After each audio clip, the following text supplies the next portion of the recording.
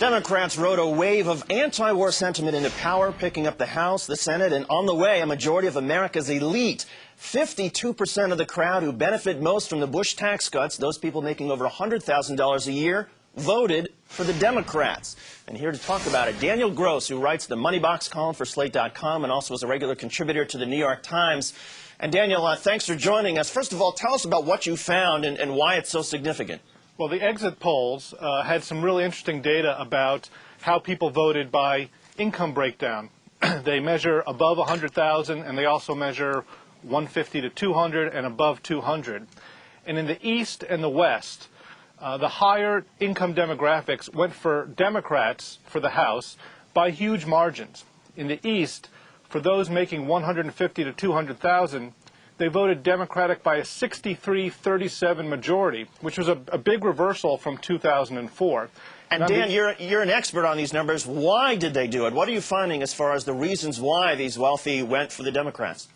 I think there's a phenomenon we've seen for the last few years, which I call, the angry yuppies. People who are well-educated, high earners, tend to be concentrated on the coasts, who have taken the Bush tax cuts and used their extra money to make political donations to Democrats. They're angered by the war, but also by fiscal issues, stem cell research. They are people who are generally not down with the conservative social agenda, and they take that out, they act out by voting for Democrats for the House and Senate and by making large political donations.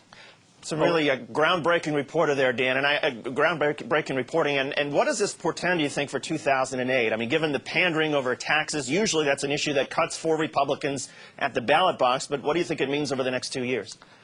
If these trends continue, I think everyone talks about the continuing realignment where Republicans are displacing Democrats in the South. At the same time, and pushed by some of these same forces, you have a continuing realignment where the Northeast, the Atlantic Seaboard, and the West Coast are becoming places where Republicans don't compete and that are dominated by Democrats. Today, as a result of the pickups in the last election, if you look in New England, the 6 states east of the Hudson River, there's only one Republican congressman left there. And as far as fiscal discipline, a lot of people here in Washington, of course, are talking about the Democrats coming in and controlling the spending and trying to balance the budget.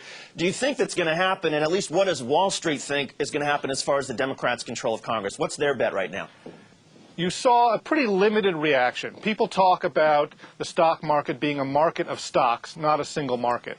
The overall market for both stocks and bonds, the reaction to the election results was very muted. They don't see a whole big bunch of shocks coming that will really change investment theses. What you see is reactions among individual stocks, some of whom could be losers as a result of some policy issues. The big drug companies, Sallie Mae, the Democrats talked a lot about cracking down on interest rates for student loans. And clearly any government contractor, Halliburton, Defense, they're going to be coming in for more oversight. Daniel Gross, some groundbreaking reporting on Slate.com, also a contributor to the New York Times. Thanks for being with us here this morning on MSNBC. Thanks for having me, David. After the break, the party that plays together stays together, but now the Democrats are heading for some big fights over the top jobs in the new Congress. We'll have that coming up.